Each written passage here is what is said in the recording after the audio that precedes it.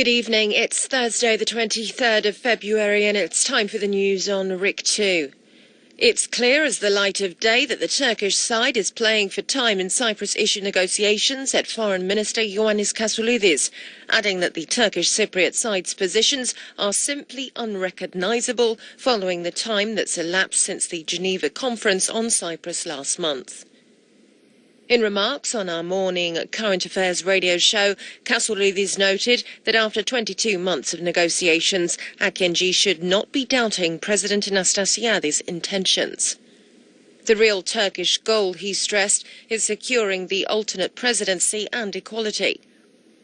The foreign minister said that the Turkish Cypriot leader took full advantage of the parliamentary majority approval of the 1950 union with Greece plebiscite amendment to strengthen his argument on maintaining Turkish troops and guarantees, while Ankara knows that these issues need to be addressed at an international conference. Kassoulidis disclosed that since early January, PIK has not moved an inch on pending internal aspects of the Cyprus issue, as had been agreed with President Anastasiadis. Nicosia, he conceded, wants the dialogue to continue through comprehensive discussion of aspects. The United Nations expressed the hope that the current obstacles in Cyprus settlement negotiations will be overcome and the process will continue smoothly. Receiving the credentials of the new Cyprus Republic Permanent Representative to the UN, Korniliou, UN Secretary-General Antonio Guterres assured of his personal interest and support in the solution process, noting, however, that the two communities in Cyprus and the guarantor powers have the primary role. Korniliou briefed Guterres on the cancellation of today's round of talks between President Anastasiadis and the Turkish Cypriot leader due to Mustafa Kemal's decision not to attend. Guterres was also briefed on the terms being put forward by the Turkish side for a return to the negotiating table, as well as the Cyprus government positions on the current state of play.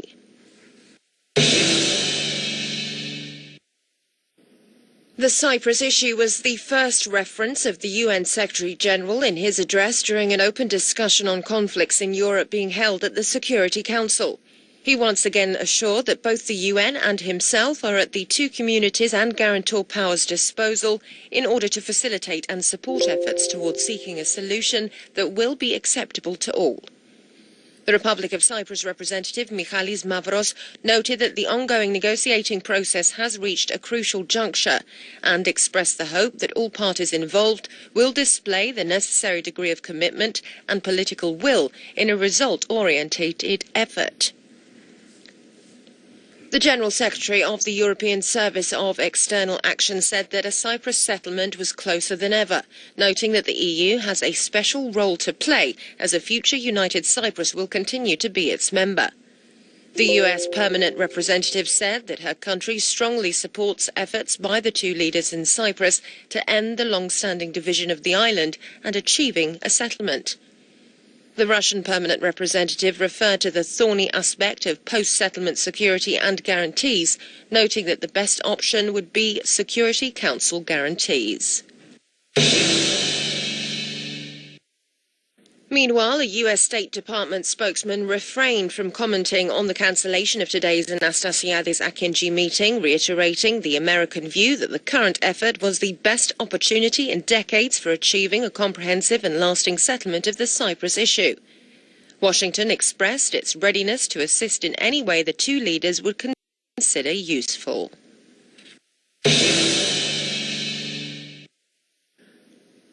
On the logistics of when the next Anastasiadis PIK meeting will be taking place, the United Nations said that new dates will be announced in due course.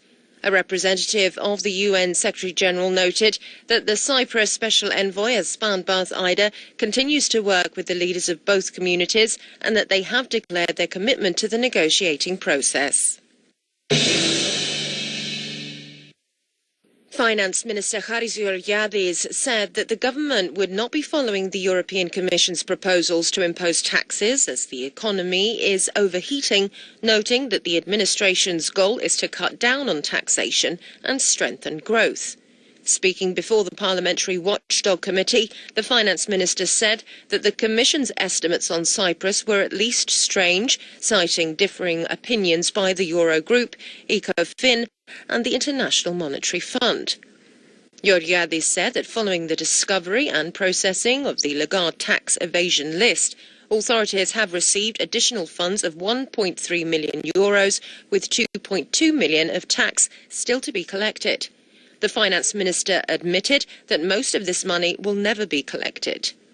He also referred to the casino issue, disclosing that the deal to create the first casino resort in Cyprus will be signed in the coming weeks.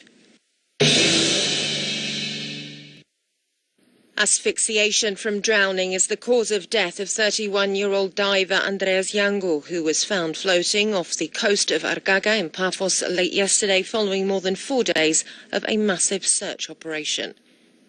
Coroner Eleni Andoniou, who performed an autopsy, ruled out foul play. The body of Iangu, father of 2, was seen by a fisherman a few kilometres from the area where he had gone spearfishing, and he notified authorities.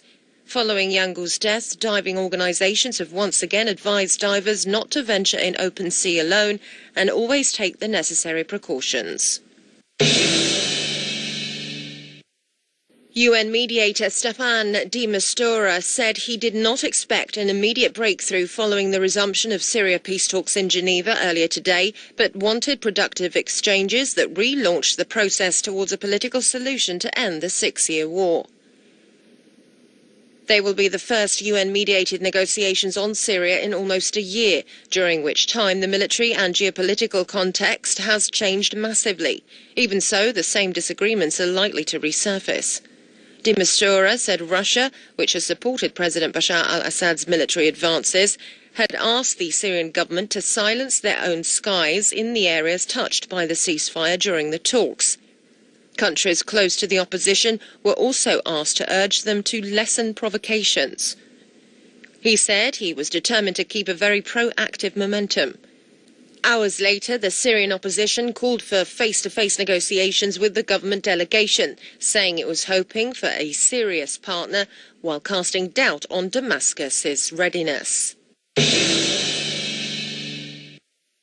Now for the weather forecast. Mostly clear skies tomorrow with local clouds after midday. Winds will be light southwesterly to northwesterly, force 3, becoming moderate in the afternoon, force 4 over slight seas. Temperatures will reach 20 Celsius inland and in coastal areas and 8 over the mountains. The depth of snow on Mount Olympus is 40 centimetres with 30 over the Troodos Square. That's all from us here. Join us tomorrow for more news in English. Have a very good evening.